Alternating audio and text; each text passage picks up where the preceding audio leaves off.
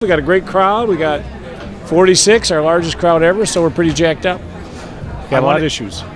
There are a lot of issues, Yeah. and that was what I wanted to ask you about. What would you say is number one or two, the top two issues that you want to see the federal government help the state of Virginia right now? Well, my biggest issue right now is healthcare. What are they going to do if you do eliminate the ACA? I lose $200 million a year. So that's my biggest concern. What are we going to do? If you're talking about block grants, I told Speaker Ryan I'm open to any discussion. What's the per cap rate? We just don't know anything, and we don't know how much we're going to get. So I'm open. Whatever we can do to make it the most efficient healthcare system, low cost, everybody gets quality care. That's what we all want to do, and we need to be partners because we administer our Medicaid programs in our states. Is there anything in a replacement plan that you would support in terms of a fix to the current system right now? The House came out with their proposal yesterday.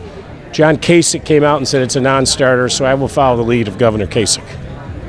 Now, if John's not happy with it, I doubt I'll be happy with it. Yeah, and there's a lot of concern too about the exchanges and the premiums right now. Here's the problem the president's having. It was nice rhetoric on the campaign trail to say day one Obamacare is gone. Nice rhetoric. Rhetoric has now met reality of governing. And I think the Republicans in the Congress have realized it's not as easy to throw 18 million people out with no health care who now have health care. It's a hard thing to do. So I think they're having a very difficult time trying to figure out how they do it. And they got to figure that out. We want to be part of that process. I told the Speaker I'm open, willing to work with anybody at any time. But, I don't want less care. I don't want people losing their health care. I can tell you that much. I don't have a healthy workforce. I can't create jobs if I don't have a great, healthy workforce.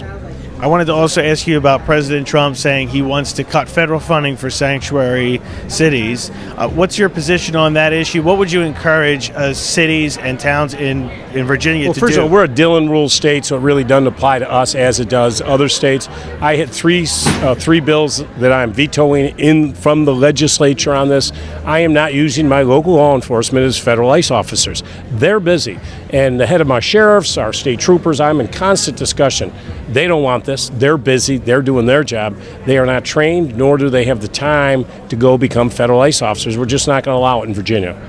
Should they report every crime that's committed by an undocumented immigrant? Listen, I am all for coordination on are there issues of information about people. I have no problems with that. If someone is stopped, to pass that information on. I never have had a problem with that. But we're not turning them into ICE officers.